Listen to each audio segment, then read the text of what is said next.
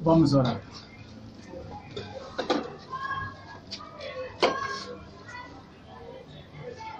Querido Deus, querido Pai, mais uma vez nós temos razões, sim, 1000 razões, Pai, para te darmos graça.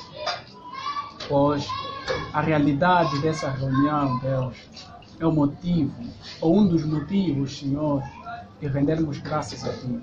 Porque tudo acontece, tudo só existe, tudo só se move por causa do Senhor, por meio do Senhor, em Ti, Pai. Pois pela Escritura somos instruídos de que em Jesus Cristo existimos, nos movemos e vivemos. Aleluia, oh Papá. Nós te glorificamos e rendemos ações de graças, Papá, por seres a razão da nossa existência e a razão da nossa alegria, oh, aleluia, no Evangelho do nosso Senhor Jesus Cristo, que trouxe-nos vida e que hoje nos congregou como igreja, como filhos de Deus, cidadãos do reino e soldados celestiais, cantando, louvando, salmodiando ao Senhor, buscando nos exortar para que desse modo se fizesse a edificação do nosso meio.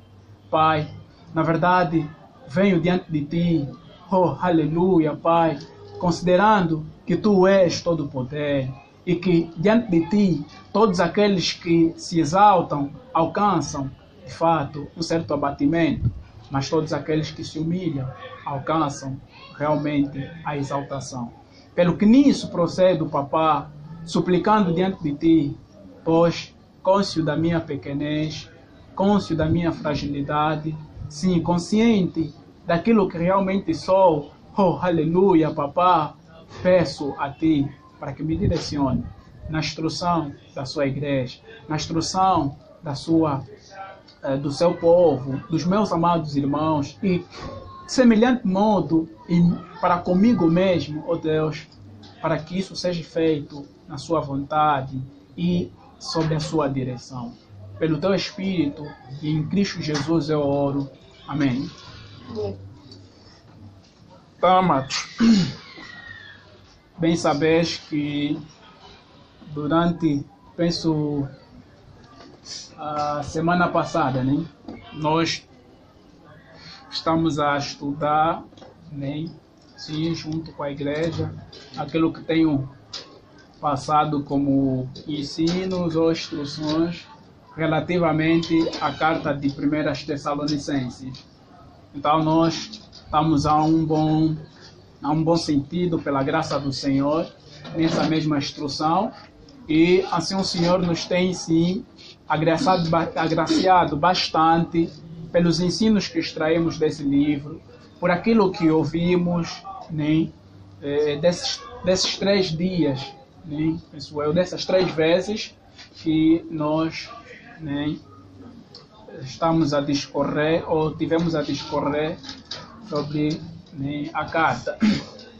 Eu penso que na segunda-feira não foi possível nós darmos a sequência, isso por razões, né, do táxi, né, dos valores para táxi, e que me possibilitaram de não estar no meio dos santos. Pelo que o nosso objetivo era mesmo, tanto na segunda-feira também prosseguir, mas graças a Deus, e eu penso que as coisas cooperam para um certo fim. E eu devo olhar para este meio como um meio pelo qual os irmãos, né, devo esperar que tiveram a refletir em torno daquilo que nós abordamos, né, nessas 3 vezes sobre essa mesma carta. E eu penso que na análise dos manos, no exame constante dos irmãos, foram realmente verificando em que precisam melhorar, no que estão a andar conforme e sim no que precisam abundar cada vez mais. Então louvo a Deus por esse mesmo espaço que não se deu em continuarmos, mas se deu de um modo reflexivo, né? Devemos refletir em torno daquilo que nós estamos já a tratar nesses né, desde a semana passada. Então hoje nós vamos dar sequência. No domingo falamos falamos do capítulo 3. Nós hoje vamos dar sequência do capítulo 4. Isso da primeira carta de Tessalonicenses. Como sempre disse aos amados, né, o desejo ou a intenção é de prosseguirmos até a segunda carta, mas isso o Senhor é que vai poder proporcionar que nós assim cheguemos até lá. Amém? Então vamos abrir a nossa carta. E eu penso que nós teríamos que redobrar a nossa atenção naquilo que nós estaremos sim a tratar justamente no capítulo 3. No capítulo 4, desculpa. Porque o capítulo 4 é muito rico no sentido de exortações diretas, né? Exortações direcionadas. E vê que o autor ele é muito sábio em fazer de um modo, né, penso eu, sistemático em sua abordagem nessas questões em que, ora, como nós falamos, quem realmente concedeu as informações a Paulo sobre como os irmãos estavam a andar era Timóteo. Timóteo é que ficou, né, em Tessalônica com este mesmo encargo de poder ouvir dos irmãos, né, saber como é que os manos estavam a proceder. Porque havia uma certa preocupação, como bem sabes, né, do apóstolo relativamente àquilo que os manos possivelmente estivessem a passar. Isso na ideia do apóstolo, né? Isso na ideia do apóstolo, possivelmente estivessem a passar. Então, ele encaminha com esse mesmo sentimento Timóteo para que pudesse consolar, confortar a fé dos irmãos e saber justamente como é que os manos estavam a andar, né, naquele momento. Então, Timóteo é que dá essas informações a Paulo. Mas quando nós discorremos em torno de Atos dos Apóstolos, praticamente não conseguimos verificar o espaço em que Timóteo, né, toma este mesmo encargo. Mas de um modo implícito, quando nós percebemos a ideia de que, acho que lá em Atos 18, quando Silas e o próprio Timóteo ficam em Bereia,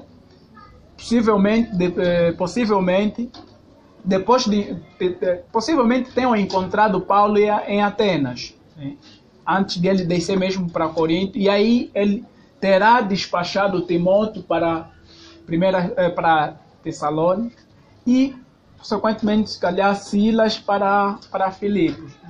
Para Filipos. Depois aí eles desceram para Corinto e aí encontraram Paulo e assim ficaram com ele. Então, vamos nos concentrar naquilo que é a abordagem de hoje, porque há muitas instruções e assuntos de grande complexidade. Nós sabemos, quando falamos sobre assuntos relacionados aos fins dos tempos, né? Então são assuntos que geram, de certa forma, polêmica dentre os santos, e há aqueles que têm visões, alguns alegam ser, nem para suas visões serem exatas, nem coerentes, tendo em conta os princípios, nem ou bases bíblicas que eles tendem a apresentar, e outros assim do mesmo modo, né? E para estes, dificilmente eles se movem em suas bases, porque eles têm esses conceitos desse modo e assim preferem e desejam levar, né, com essas mesmas firmezas. Mas aqui passo aos amados irmãos do modo superficial, que pudéssemos, na verdade, quando se trata de questões de fim dos tempos, né, apesar de termos, ou mesmo tendo algum fundamento, alguma base ou alguma ideia nos posicionarmos, sermos abertos em considerarmos também outras ideias, né? Outras visões, outras percepções, e olharmos também para a própria Escritura, aquilo que ele vai nos oferecendo, e assim nós pudermos considerar. Mas passo essa mesma alerta aos amados, não como que a minha intenção é me focalizar, né, nos fins dos tempos, ou falar de uma forma profunda do fim dos tempos que é apresentado, ou sobre o assunto de fim dos tempos que é apresentado aqui nesta mesma carta, e justamente nesse mesmo capítulo que ele começa a discorrer, né, no versículo 13.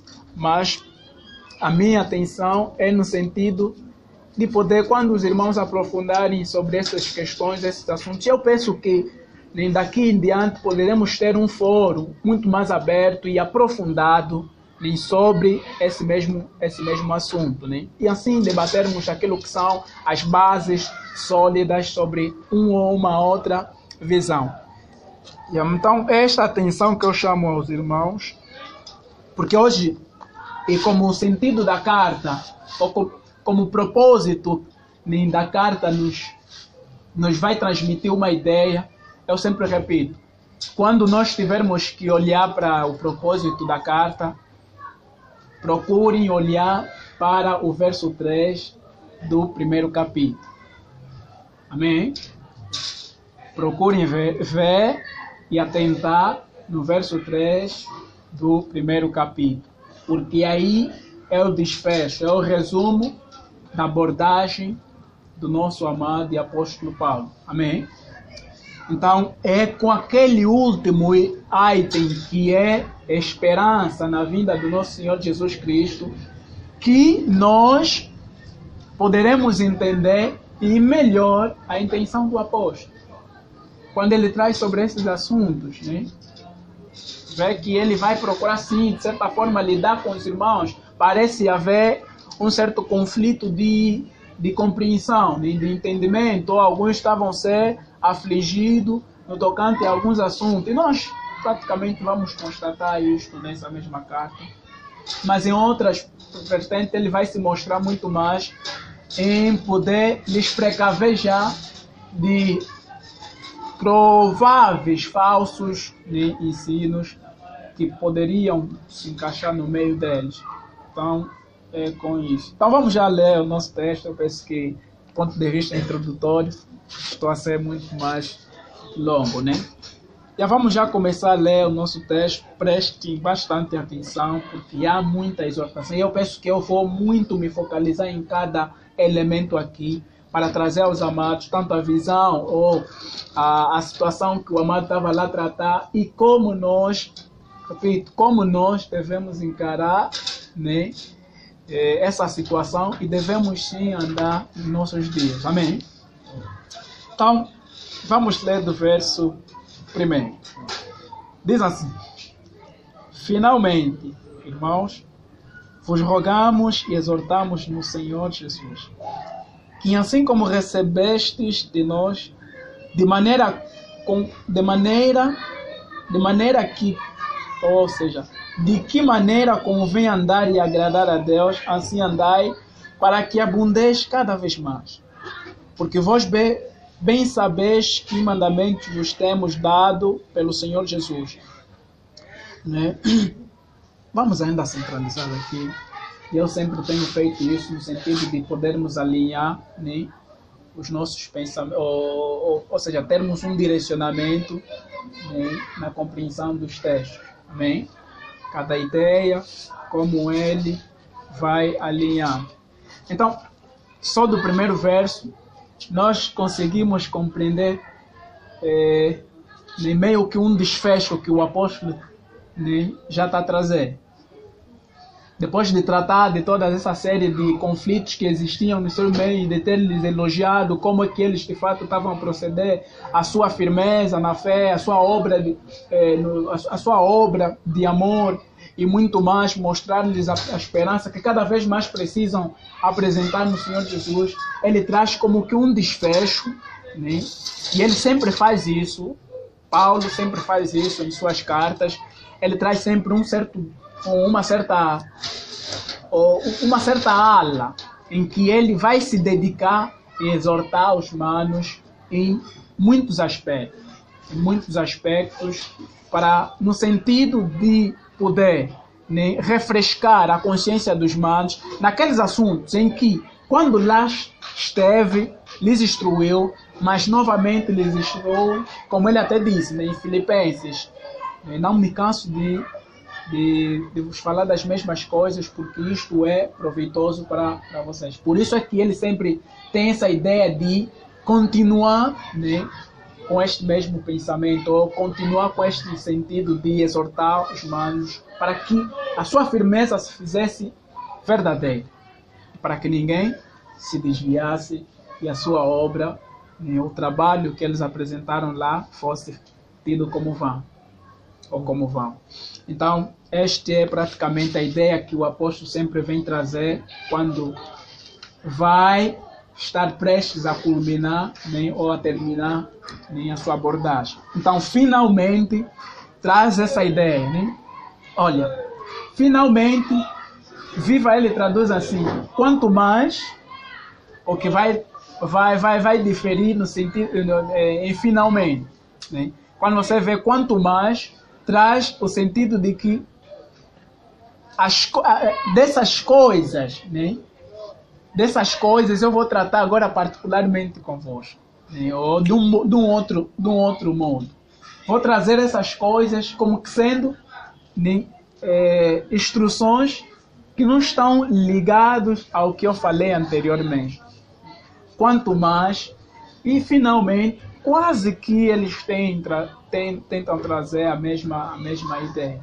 Se fores para tentar, para aquilo que são os sentidos das terminologias usadas. Mas finalmente é como quem diz, olha, até que enfim nós chegamos até o nosso ponto, onde agora terei que ser, né,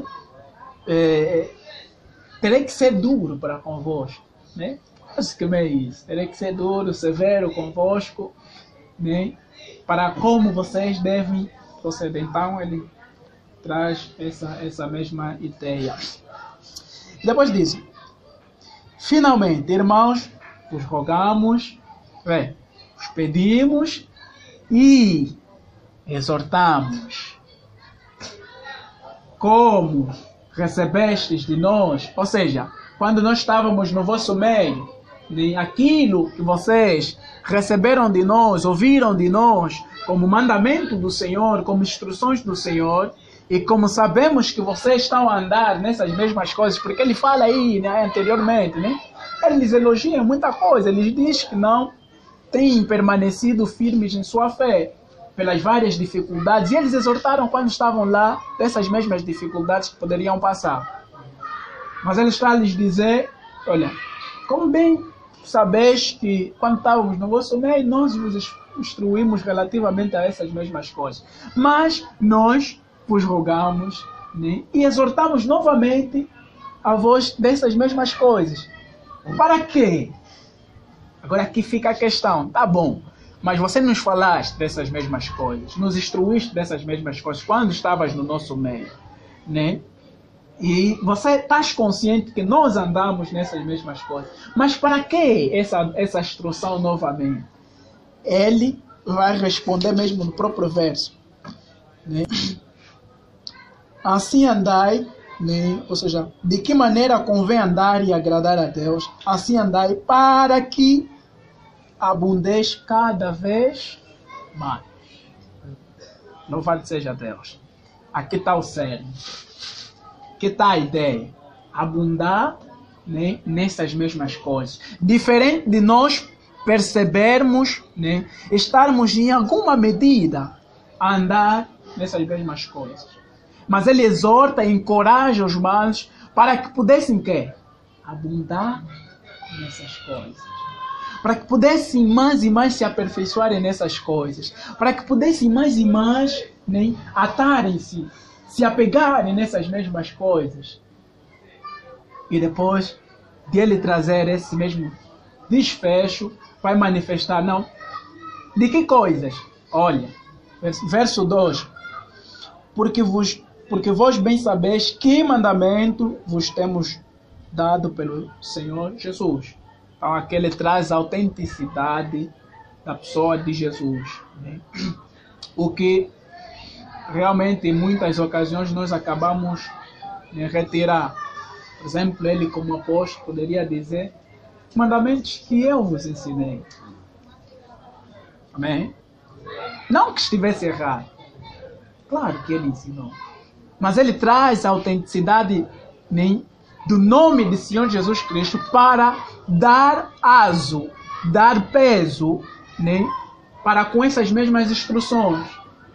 Como quem diz: olha, vocês sabem dos mandamentos que nós vos dissemos, que são de quem? Do Senhor Jesus, autoridade máxima, cabeça do corpo, que é a igreja. Amém? Então ele está a trazer Cristo como o Supremo, o Senhor de todas as coisas, e a quem nós recebemos esses mesmos mandamentos, a quem nós recebemos essa mesma lei, a qual vocês precisam ou nós devemos nos submeter. E ponto final. Não há argumento aqui de homem, não há ensino aqui de homem, mas sim do Senhor Jesus. Agora, a questão que fica, tá bom, mas vai nos exortar em que?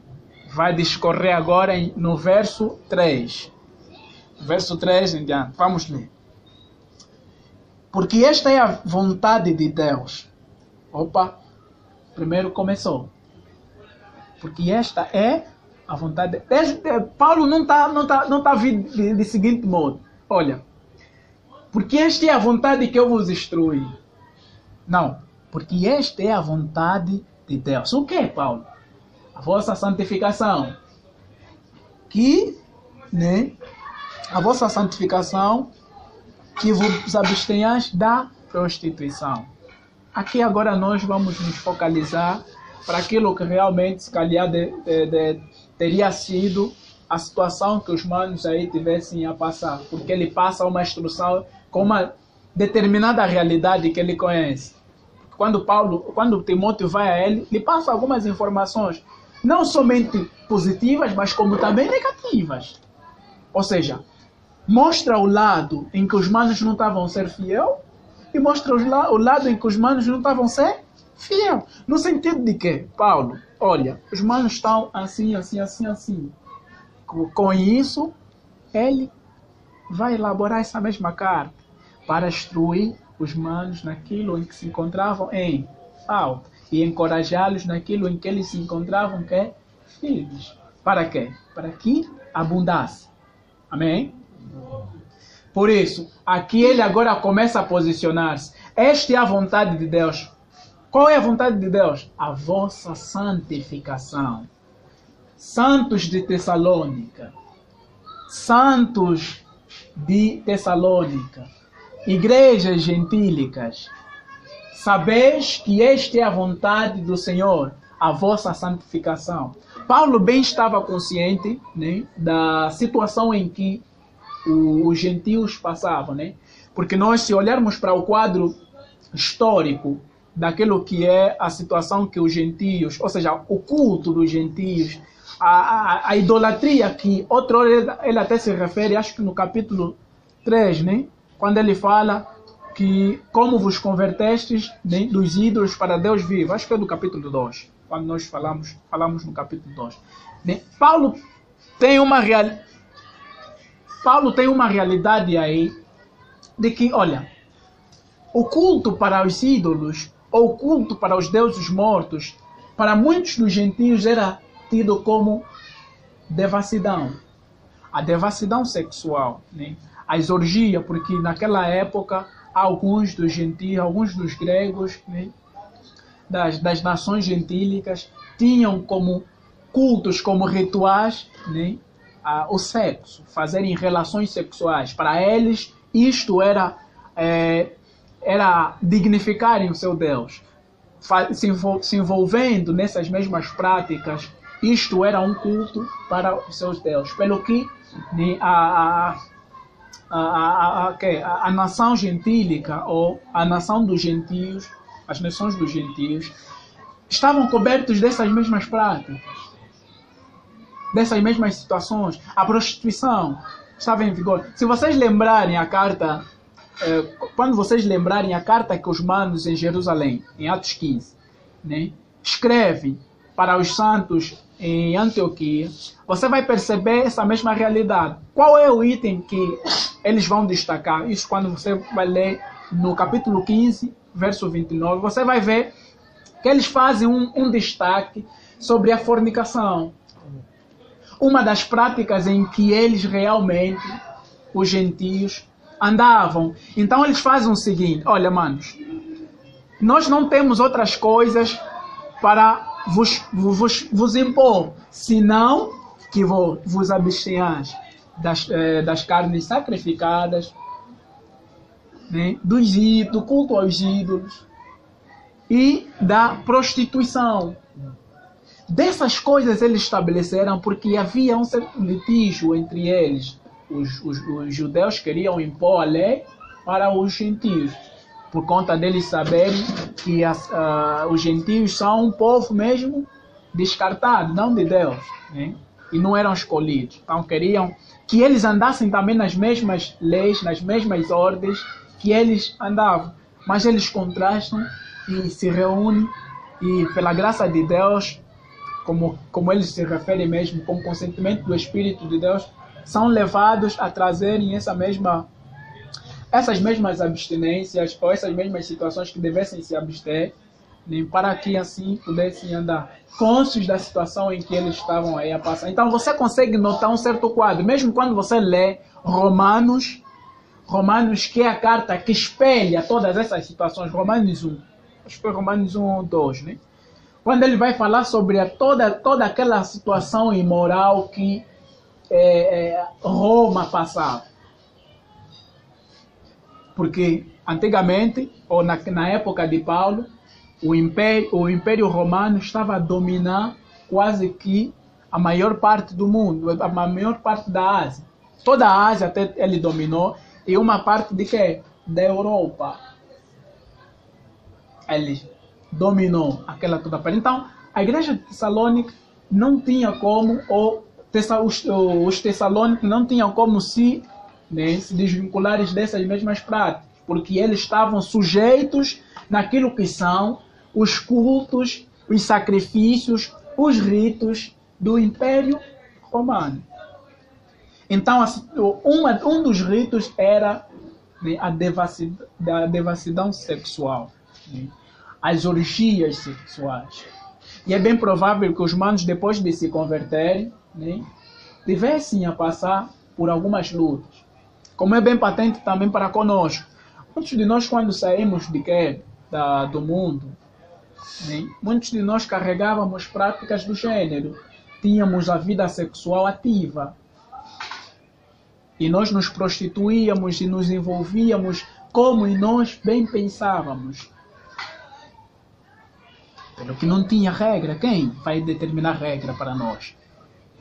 Se nós somos guiados pela nossa própria vontade, pelos nossos prazeres. Então aí satisfazíamos o que nós queríamos. E uma das coisas que nós realmente, e indubitavelmente, todo e qualquer crente passou. Se bem que alguns com maior grau e outros com menor grau. Então você vai ver, quando esse crente vai sair dessa mesma situação, vai se converter a Deus, ele vai ter, numa primeira fase, aquelas lutas. Vai ter aquelas lutas de poder se abster dessas mesmas situações. E até em certos momentos pode vir ser levado a pensar e se inclinar nessas mesmas coisas. Então é bem provável que os manos também tivessem a ter essas mesmas lutas, essas mesmas situações, tivessem a passar essas todas adversidades, e juntamente com o meio que lhes rodeia, que é coberto dessas mesmas práticas, desses mesmos ritos. Se calhar alguns estavam a sofrer influências pelos seus concidadãos de que pudessem voltar nessas mesmas práticas. Então você consegue ver um todo de situações que os manos provavelmente tivessem a passar aí. Então a exortação do amado é para conscientizar os manos. Olha, isso, se abster da prostituição, não é mandamento nosso. Nós não trouxemos isso no vosso meio, mas é a pura e verdadeira vontade de Deus, que aquele que se achega a Ele deve sequer abster de tudo isto. Deve estar distanciado disto. E viver uma vida que é pia, pura e verdadeira, santa. Diante de Deus. Então ele vai trazer essa mesma instrução e essa autoridade da divindade, sim, de Deus, para poder trazer peso no assunto, trazer seriedade no assunto, que não procede de homem algum, mas sim de Deus. Esta é a vontade de Deus. Você vai vasculhar toda a palavra, vai encontrar que a vontade do Senhor sempre foi a vossa santificação, a vossa abstinência. Ele destaca a prostituição, porque eu penso ser uma situação pontual que estava a passar. Ele poderia destacar de outras coisas, mas pois nós somos chamados a nos abster de tudo aquilo que está coberto de pecado, não só a prostituição. Mas quando você vê que o apóstolo se direciona à prostituição, é porque alguma coisa estava, de certa forma, os manos estavam de certa forma a passar. Então ele vai tratar pontualmente dessa situação. E aqui nós podemos sim tirar proveito de exortação, de estímulo e de como nós precisamos andar. Olha, manos, nós estamos de fato numa era e numa geração em que a prostituição tem crescido cada vez mais. Se calhar naquela época não tinha TV, não tinha internet. Se calhar esses panfletos, se calhar não havia algo do gênero. Né? Mas você consegue ver como é que a prostituição tomou uma série de brutalidade e de série de ferramentas para a sua expansão. E hoje nós somos atacados por todas essas coisas e somos rodeados de todas essas coisas. Nossa Luanda, uma realidade trágica. Para não falar de outras províncias, porque até muitos do interior têm dito, não sei como é que os santos de Luanda são mesmo santos. Pela situação extremamente agravante de prostituição. Quando você sai daqui, vai caminhar nas ruas, você vai encontrar meninas, jovens, vestidas de modo sensual, indecente, e mostrando, de fato, aquilo que deveriam preservar. Nós somos atacados em cada segundo por essas mesmas coisas. A TV, vamos sempre encontrar essas mesmas coisas. E ver que, na nossa situação, isto nos é exigido de um modo redobrado. De um modo redobrado, a nossa abstinência para com a prostituição, para com a pornografia. Porque isto é o que tem, de fato, crescido. E você vai encontrar na indústria, a indústria que mais lucra a nível mundial é a indústria pornográfica. Pelo seu nível de consumo, pelo seu nível de acesso desse mesmo conteúdo. Quer pequenos, quer grandes, todos são afetados dessas mesmas coisas. Onde você anda, mulher pelada. Onde você anda, mulher indecente. Panfletos e tudo muito mais.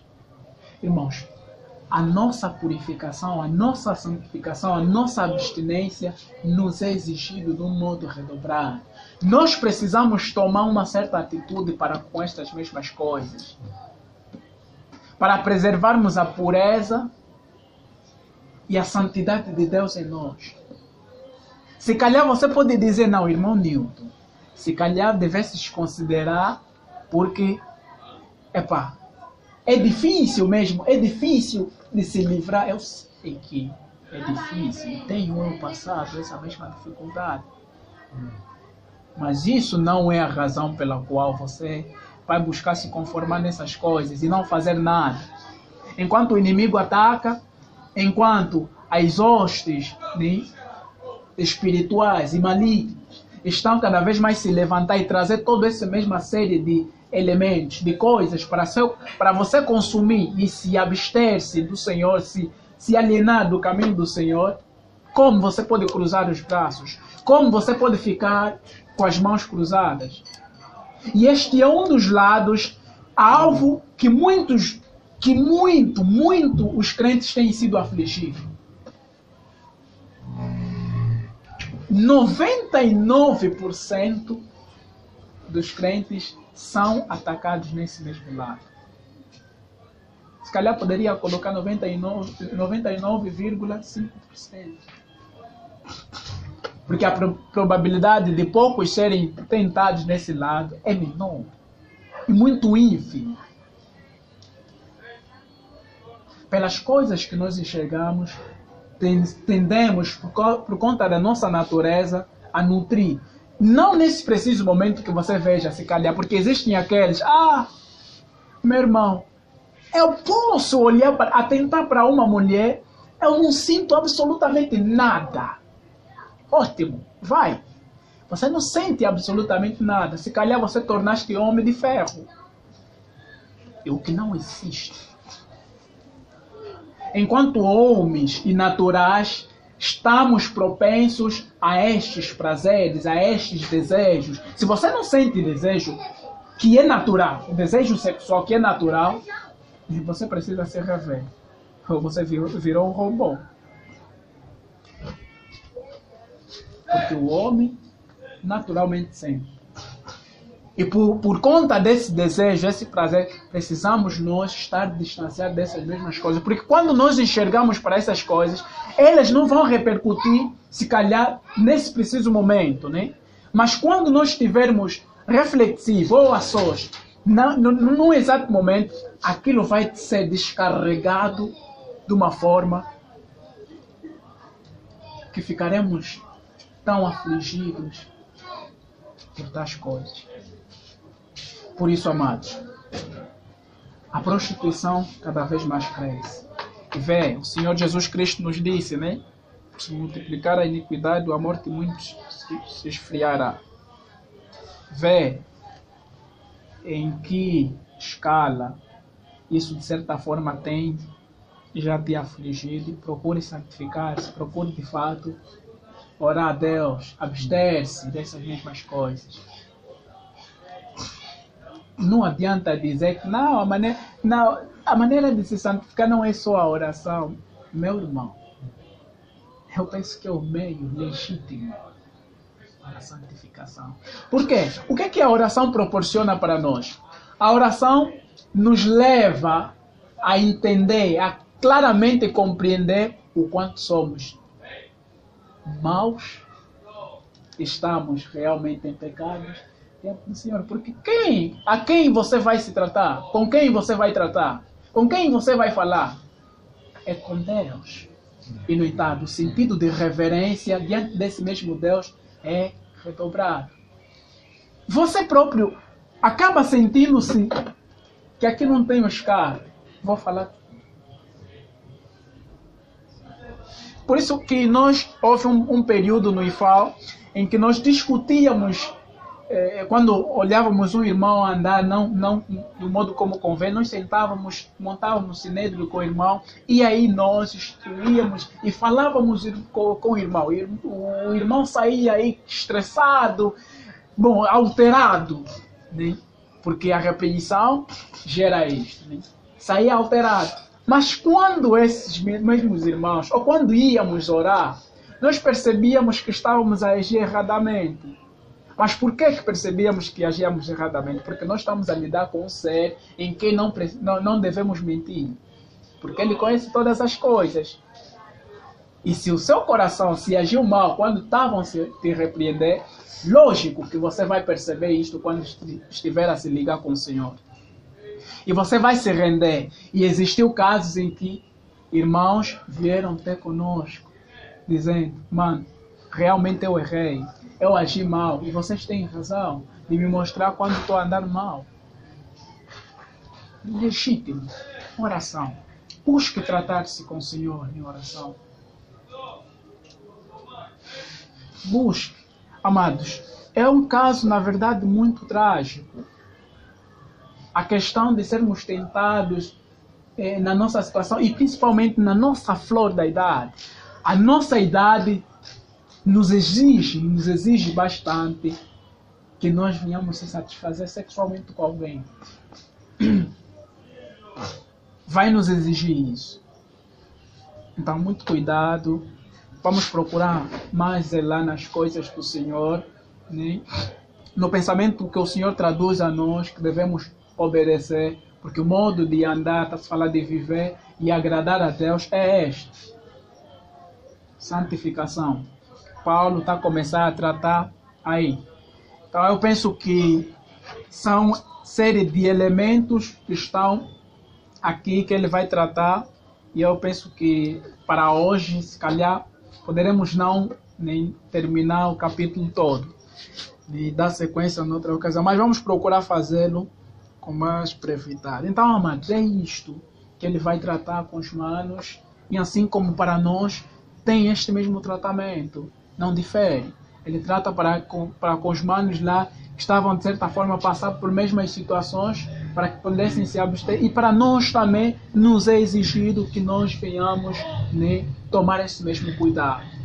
Venhamos andar desse modo, para que venhamos agradar ao Senhor. Então, no verso 3, nós compreendemos isso, o mesmo que ele vai discorrer mesmo no verso 4. Mas no verso 4, é um verso que para muitos comentadores é alvo de discussão. Por quê? Se você lê, né, vais perceber quando a palavra que o amado usa para corpo, vaso, né, vaso, é interpretado por muitas maneiras. Na escritura você vai encontrar vaso, né, vaso se referindo de mulher, esposa. Vais encontrar vaso se referindo, né, de homem. E tanto da natureza, né, humana, que realmente precisa se ter muito cuidado. Mas aqui eles discutem em torno de muitos aspectos. Para alguns, pelo apóstolo dizer que cada um saiba possuir o seu vaso, né? O seu vaso. Alguns traduzem a ideia, não, que ele esteja mesmo a se direcionar aos manos que têm esposa, né? Para que pudessem preservar as suas esposas destas mesmas situações, que pudessem, né, não incorrer nessas situações, pelo que dizem santificação e honra. Alguns comentadores tendem a trazer essa mesma ideia, mas a ideia que vai muito mais, né, é a ideia de se traduzir aqui o vaso como corpo. Porque se você pegar o contexto, você vai compreender isso, e não vai te dar outro sentido. Então o contexto vai lhe favorecer, né, na compreensão daquilo que o apóstolo vai trazendo. Então o vaso aqui se refere mesmo de corpo. Então ele vai dizer, cada um tenha cuidado, como outras versões vêm traduzir. Tenha cuidado, né, do seu corpo, em santificação e honra. Honra no sentido de que considere que o teu corpo é o templo do Senhor. Deus habita no seu corpo. Então você precisa de demonstrar cuidado para este mesmo corpo, de ele estar distanciado destas coisas que são, na verdade, né, perversas, né, e que não são da vontade do Senhor. Verso 5. Não na paixão de concupiscência como os gentios que não conhecem a Deus. Os gentios tinham essa mesma prática e muito bem visível. Para eles, nem os desejos desenfreados não é incômodo. É desenfreado para crente, porque ele é um desejo perverso. Mas para eles, nessas mesmas coisas, nutriam e à vontade, saciavam. E assim como nós constatamos para os ímpios. Os ímpios têm essa mesma prática. Então, ele está a advertir os manos para que não tivessem os seus sentidos ou o seu viver de modo como os gentios, como os ímpios, para nós nem anda. Então, nós precisamos andar de um modo diferente, né? De um modo que não é semelhante a dos ímpios que não conhecem Deus. Agora, no verso 6, vocês vão notar que parece o autor ter mudado de realidade, ou seja, da natureza do assunto, em que esteve a tratar acima. Ele vai dizer, ninguém oprima, né, o seu irmão, ou ninguém oprima ou engana o seu irmão em negócio algum. Porque Deus é vingador de todas essas coisas. Você consegue notar que a ideia se mudou. Agora o apóstolo está a tratar de quê? Do procedimento coerente quanto aos negócios. Ou seja, você tem um negócio com seu irmão, lógico que você tem que agir com legitimidade, não procurar usar de engano, né, ou corromper o seu irmão nesse mesmo negócio. Mas o que muitos comentadores vêm sugerir, a ideia, né, de negócio aqui, porque Viva já vem já traduzir isso como assunto, porque a palavra original grega usada aqui para negócio é pragma, e pragma traz o sentido de assunto e matéria.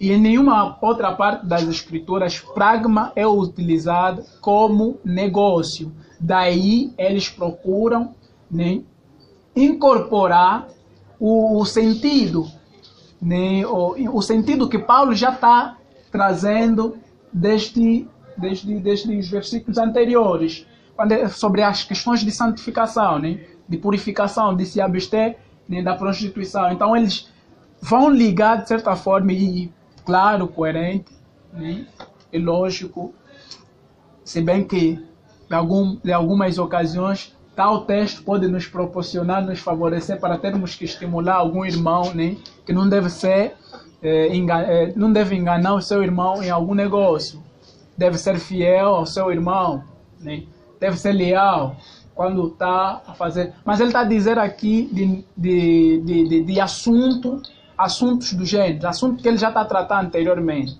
que ninguém venha, de certa forma, trazer um outro entendimento aos manos, para que eles se sintam oprimidos e enganados. Não, de que andando em impurezas e em devassidão, não há mal algum. Então ele chama essa atenção aos irmãos a não procederem desse modo, porque Deus é vingador dessas mesmas coisas, tal como o procedimento dele, como a prostituição, que ora ele nos versículos anteriores vai tratando. Então Deus é vingador dessas coisas. E quem, de fato, busca injustiçar o seu irmão nesse sentido. Por isso, para aqueles que realmente procuram trazer uma certa advertência, uma certa exortação a algum irmão, precisam o fazer com bastante legitimidade, né? Ou seja, com verdade. Não trazendo algo que não seja verdade, algo que não esteja coerente naquilo que é a ideia do Senhor, naquilo que é a vontade do Senhor. Então, é alinhar o pensamento naquilo que é a vontade do Senhor. Então, esta é a ideia e com severidade que o amado já está a trazer para mostrar, olha, que vocês devem proceder assim, porque Deus não compactua com essas mesmas coisas. Ele nutre vingança para aqueles que procedem desse mesmo modo. Tal irmão, não sei, né, se no contexto de fraqueza, poderia se dar o caso que ele estivesse já a passar esses ensinos porque está fraco na fé, não está bem na fé, né, ou alguém que não é irmão e é infiltrado no nosso meio, né? É infiltrado no nosso meio e procura disseminar isso. Então, este é a advertência que o apóstolo traz para com os manos, porque dessas coisas eles mesmos disseram quando estavam no meio deles, testificaram dessas mesmas coisas, sobre a abstinência da prostituição. Verso 7. Porque não nos chamou Deus para imundícia, mas para santificação. Portanto, quem despreza isso não despreza o homem, mas sim a Deus, que nos deu também o seu Espírito. Amém. Glória a Deus. Então, temos nós um certo chamado. O chamado que ele está a se referir aqui não é o chamado inicial, quando você recebe a fé. Porque quando você recebe a fé, a iniciativa é de Deus, em poder te separar para o seu povo. O que chamamos aqui também de santificação. que é aquilo, em termos sistemáticos, santificação instantânea, né? Santificação instantânea, em que Deus procura ou proporciona para ti no momento em que você aceita a verdade e é incorporado no corpo de Cristo. Então ele santifica aquilo que ligando os textos, acho que é 1 Pedro, que é 2:9, né? 2:9, quando ele fala que vós sois a geração eleita, o sacerdócio santo e assim muito mais. Você consegue notar essa mesma ideia muito claramente nesse mesmo texto. Então, quando nos é chamado, quando Deus nos chama, lógico, Deus é quem nos chama, né? E Ele nos elegeu antes mesmo da fundação do mundo. Então, quando nós somos chamados por Deus, é que inicialmente Ele nos santifica. Mas a santificação aqui que Ele vai se referir é a maneira de viver, é o estilo de vida. Porque Ele não nos chamou para podermos viver em imundícia. Você consegue agora entender? Para vivermos em imundícia. Ou seja, não nos chamou Deus para a imundícia, mas para santificação, para vivermos como Ele é santo. Sede santos, como vosso Deus é santo em toda a vossa maneira de viver. Então está patente, está claro que a ideia que ele está a transmitir é esta. E outra vez ele faz mais menção de que as coisas que nós estamos a transmitir não são nossas. Se desprezarem, se colocarem de lado essas mesmas coisas e não fazerem caso dessas mesmas coisas, né? Não considerem que estão a descartar ou rejeitar homens, mas é a Deus que nos tem ensinado e transmitido essas mesmas coisas. Nós tão somente servimos de mensageiros, de seus servos que vos trazem essas mesmas palavras, esses mesmos mandamentos, essas mesmas ordens, e não são vindas de nós. Então, quem despreza essa mesma instrução, despreza a Deus e não a homem. Continuando. Verso 9. Quanto, porém, ao amor fraternal, não necessitais de que vos escreva, visto que vós mesmos estáis instruídos por Deus que vos ameis uns aos outros. Porque também já assim o fazeis para com todos os irmãos que estão por toda a Macedônia. Exortamo-vos, porém, aqui, ainda nisto abundeis cada vez mais. Então, quanto à questão de amor fraternal entre os irmãos, porque é característica de um verdadeiro cristão, que é amar o seu irmão. Jesus disse, né?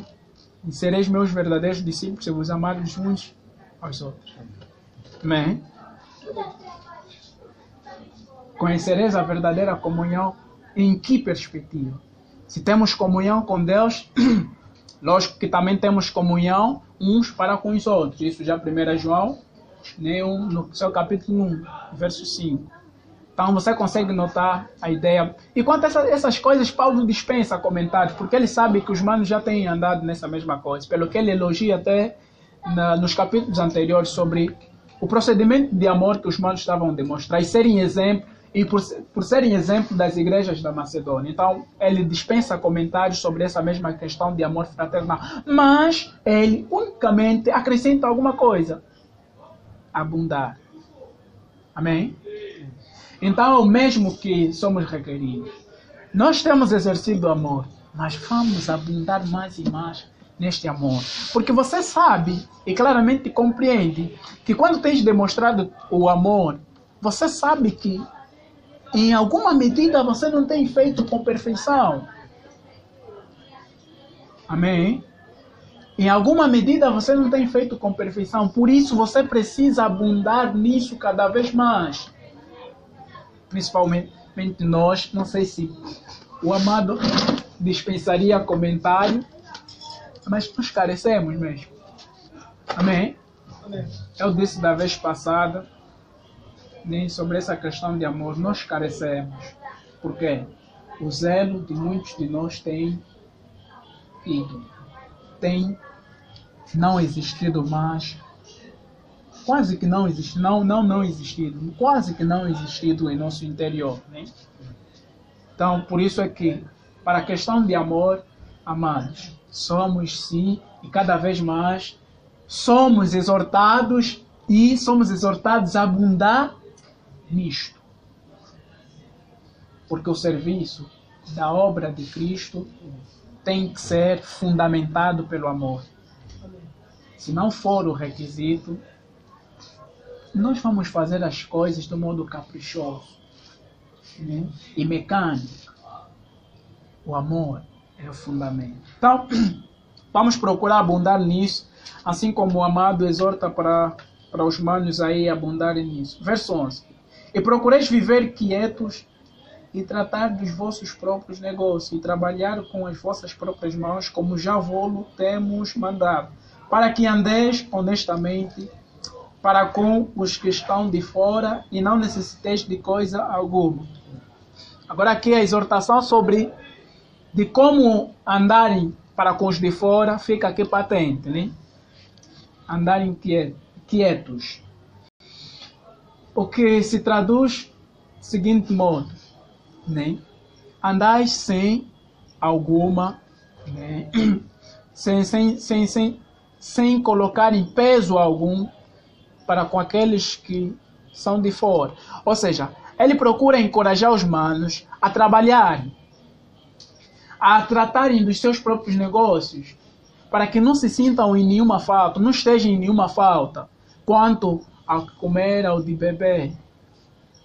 E não têm que agir nem de uma forma indevida para com os que estão de fora. Então, eu sei que, e nós muito bem sabemos da nossa situação, sobre essa questão mesmo de trabalho, mas sim, nós temos sim que considerar essa exortação. Mantermos de fato alegres, né? Nós buscarmos de fato mostrar um certo procedimento, um certo testemunho para com aqueles de fora, como que se nada estivesse a acontecer no nosso meio.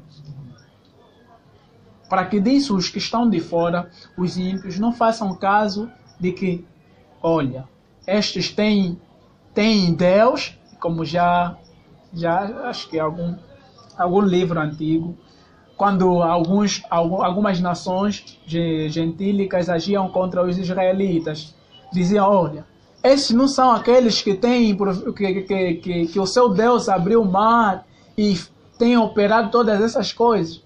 Por que então agora têm padecido desse modo? Isso por conta de quê? Do procedimento que os israelitas procuraram ou demonstravam para com o Senhor, pelo que o Senhor lhes castigou por conta disso. Mas o ensino a se extrair é de modo a salvaguardar a consciência daqueles que estão fora, para que não venham falar de Deus. Lógico que podem sim saber que nós não trabalhamos. Mas o que está em questão aqui são situações que lhes levam mesmo até, né, a falarem mal de Deus, uma atitude mesmo indevida, por nossa parte. Um agir não convém, ou não conveniente, em relação ao que comer, ao que beber, ao que se vestir. Por isso é que ele lhes instrui a procurarem tratar dos seus próprios negócios. Para quem tem, busquem aperfeiçoar e se alegrem nisso. Para aqueles que não têm, busquem esperar no Senhor, mas não sejam ociosos. Porque outra questão é esta, a ociosidade. Porque muitos de nós temos sim, né, ouvido muitas das oportunidades de trabalho. Mas por conta da ociosidade, não querermos de fato tomar a iniciativa e deixar um documento aí no outro local, e acabamos ficando assim. Quem sabe lá, o documento que foste colocar lá é o momento ideal em que realmente você vem até um certo trabalho. Então, nós precisamos lidar nesse aspecto, nesse lado. Tem oportunidade, vamos procurar, né, lutar naquilo que são as condições que nós temos, né? Não temos condições para tal, amém. O Senhor nem seja louvado e Ele bem sabe. Mas nunca vamos procurar cruzar as nossas mãos, né? E com isso dizer, não espero no Senhor, mas cruzaste as mãos. não fazes absolutamente nada, como quem diz, tudo vai cair do céu. Né? Não, a fé tem um lado, né? E bom é este lado, porque alguns acabaram mesmo doer a cabeça por conta deste lado da fé, que é a obra. Martim Lutero queria rasgar a carta de Tiago por conta dessa situação, porque para ele a fé, prontos, eu estou mesmo só a esperar, não faço nada. E quando o Tiago lhe mostra que a fé tem esse mesmo lado, ele vê contrariado e fica com esse desejo de rasgar, né, uma das páginas da carta de que, ou a carta mesmo de que? De Tiago. Porque vê um certo contraste nas ideias que ele carrega sobre a fé. Então a fé precisa ser entendida de um modo equilibrado, como as Escrituras vêm determinar. Nutrimos fé no Senhor e somos exigidos também a trabalhar, enquanto esperamos aquilo que realmente o Senhor há de fazer mediante o nosso trabalho. Porque é aí onde você vai prosperar. O Senhor há de lhe ajudar a poder permanecer em seu trabalho, prosperar em seu trabalho. Agora, você quer se dar de grande homem de fé, vê que lá esse homem de fé, não. Cruzando os braços assim, Deus faz cair do céu. Não. Não. Não é isso que a fé ensina. A fé ensina que você deve trabalhar. Vê, e quando você olha para a segunda carta, Paulo já vem munido com essas instruções. Porque ele primeiramente exorta os manos que devem tratar dos seus próprios negócios. Mas já na segunda carta encontram uns irmãos que, são totalmente ociosos. Pelo que ele diz, né? Quem não trabalha, não come. Então você vê a lição. É porque o apóstolo considera, de certa forma, que você deve trabalhar. Não pode cruzar os braços quando você tem a oportunidade de fazer. Não pode ficar, né, de braços cruzados quando você tem alguma coisa a fazer. Então, venhamos nós trabalhar naquilo que realmente nós temos possibilidade de trabalhar. Nutramos fé em Deus, tenhamos fé em Deus. E ela, de fato, né, acompanhado de obras. Amém? Amém? Então, estas são as instruções do apóstolo e andarmos honestamente diante dessa mesma sociedade. Vê que o teu testemunho, seu testemunho é bastante preponderante, ou bastante importante. Por quê?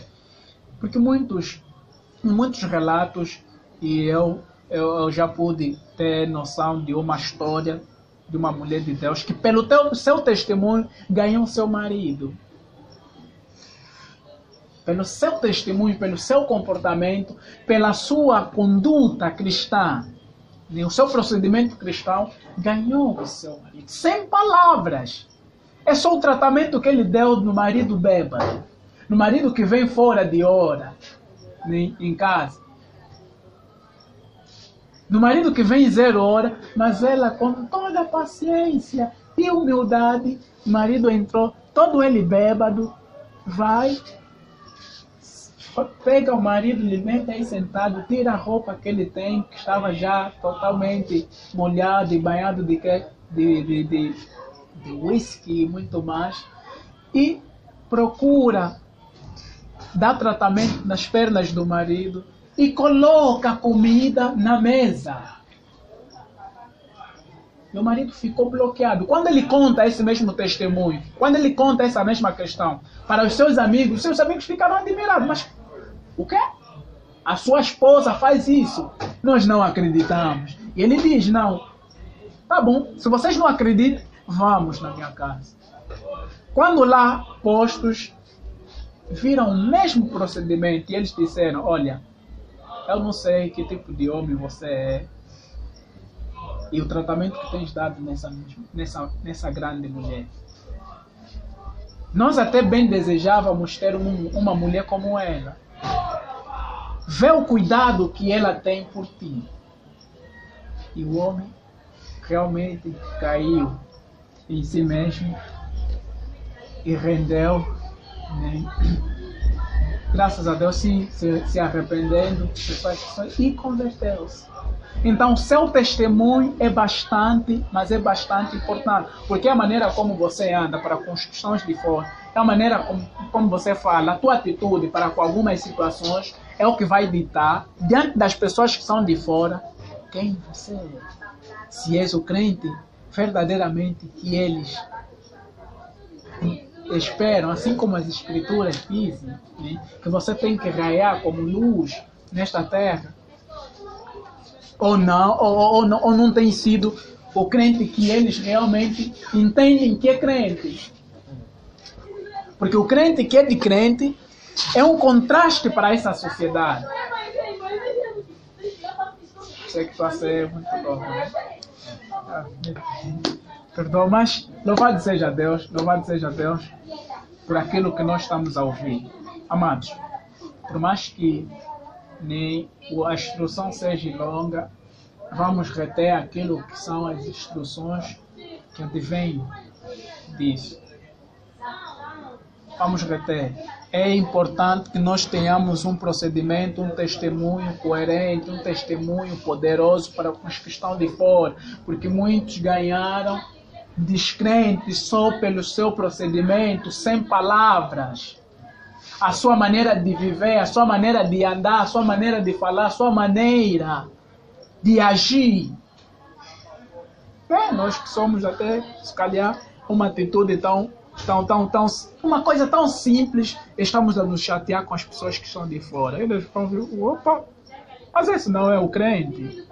Esse não é aquele que vem e nos fala, olha, Jesus Cristo morreu na cruz para que você tivesse vida. Mas esse não é aquele que, às segunda, quarta, sexta, domingo está sempre nos cultos. Esse não é aquele que nos fala que nem este mundo há de ser consumido. Opa, mas como ele está procedendo assim? Por isso você é um forasteiro. Por isso você é um cidadão estranho nesta sociedade, neste mundo, porque a sua pátria é futura. Por isso você tem que andar honestamente diante dessa mesma sociedade e brilhar como astro, como filho da luz, como filho de Deus vivo. Isto é que precisamos ser, isto é que devemos, conforme a instrução da Escritura proceder. Amém? Então, amados, eu penso que a próxima vez nós vamos dar sequência justamente no verso 13, porque aí o assunto é mais complexo, então requer mesmo mais tempo. Mas algo muito simples de se compreender naquilo que nós estamos a estudar. Amém? Então nós vamos discorrer, vamos ligar também já o capítulo 5, na próxima abordagem, onde ele vai tratar especificamente as questões de fins dos tempos. Para assim, de tratarmos dos fins dos tempos, vamos entrar nas últimas recomendações que o apóstolo deixa aos amados, para fecharmos com a nossa série da carta de 1 Tessalonicenses. Amém? Então eu, por aqui, fico em termos de exposição. Espero de vós questões, alguma coisa que não tenham compreendido e que possam assim, né, responder naquilo que é a vontade do Senhor.